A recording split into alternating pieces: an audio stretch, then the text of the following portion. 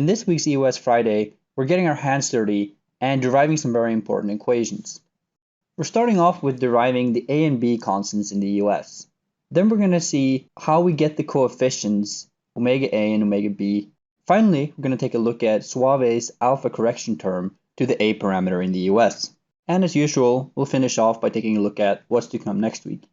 So let's see how the A and B term are derived. Now when it comes to solving for A and B, we have some flexibility in choice here. In theory, we could choose any combination of pressure, temperature, and molar volume and solve for A and B at that specific location, but the convention is that we choose the critical point because it has the nice property that both the derivative and the double derivative are equal to 0, so we get 3 equations at a single point.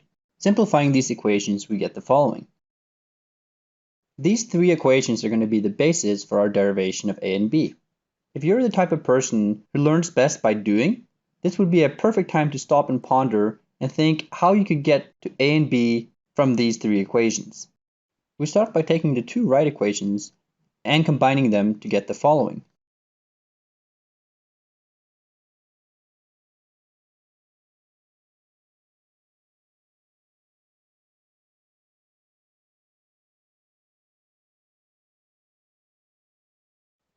After some simplification, we get the following expression for the molar volume as a function of B. We'll store that guy down here because we'll need him later. Moving along, we'll take the 2 left equations and do something similar to get the following expression.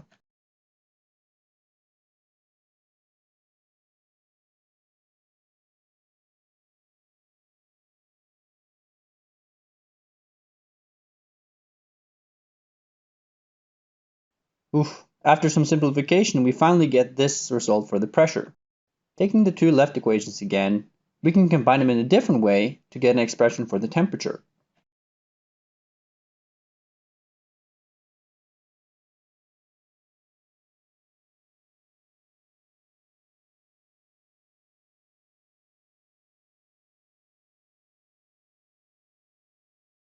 Here we insert the expression for the pressure and solve for the temperature.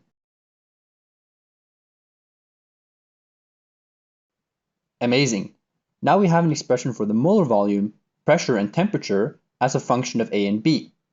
What you might notice is that we have 3 equations and only 2 unknowns, A and B. So we have to pick between a combination of molar volume, pressure, and/or temperature to express A and B. The convention we're going to use is to pick pressure and temperature because those are the most relevant for our calculations. But this is an arbitrary choice and you can make your own. Using the pressure and temperature as a basis, we can express A in the following way.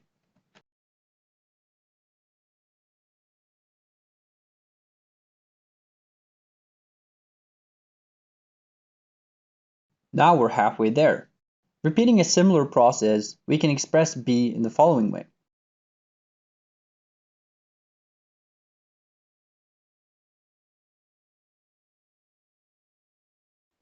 There we have it. We've expressed A and B for the van der Waals equation of state, with the coefficients and all. So we made the derivation for the van der Waals equation.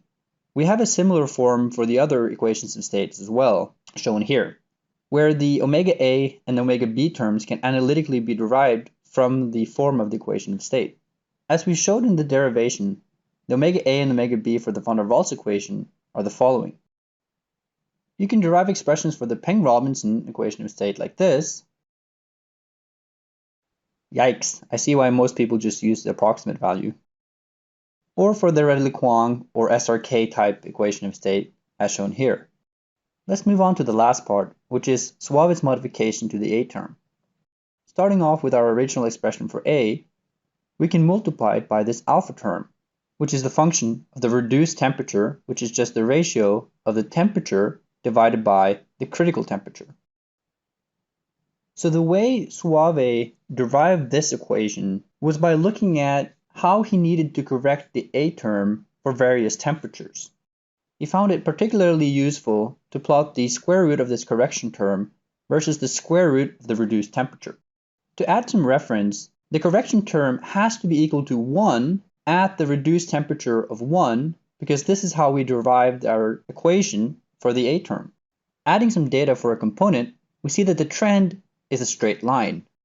Adding some data for another component, we see that the straight line trend still holds, but the slope now seems to be different.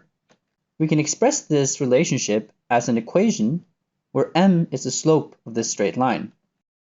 The slope is a function of the eccentric factor, usually expressed as a polynomial. If you want to learn more about this, you can check out our wiki on this topic. So what are we taking a look at next week? Well, so far we've only been looking at pure components. What we're going to work on next week is expanding our theory of pure components, but now for mixtures. I'm looking forward to it, and until next time, thank you for watching.